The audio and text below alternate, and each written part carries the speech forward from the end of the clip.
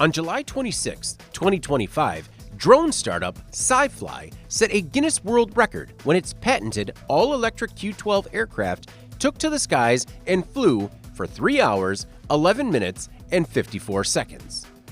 The feat smashed the previous mark by nearly an hour, becoming the longest duration flight of an electrically powered prototype multi-rotor drone or quadcopter weighing between 5 and 20 kilograms. The test was conducted at Amaral Ranches in California's Salinas Valley, which is about 80 miles south of SiFly's headquarters in Santa Clara.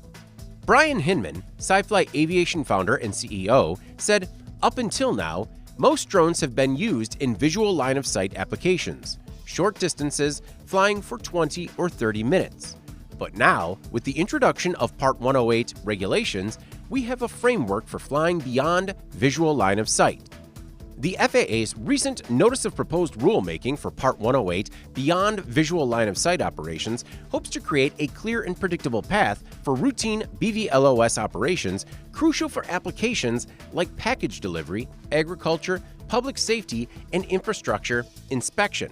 The rule changes mean missions can fly for hours instead of minutes and connect to the cloud via 5G.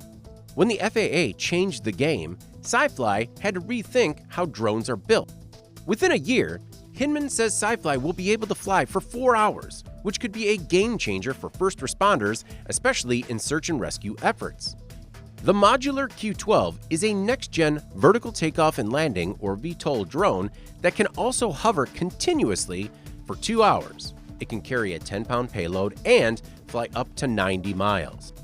The drone startup emerged from stealth mode about 90 days ago and hopes to make an immediate impact on an industrial drone market projected to exceed $35 billion by 2030.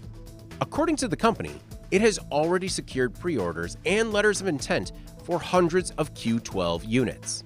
SiFly says deliveries could begin early next year.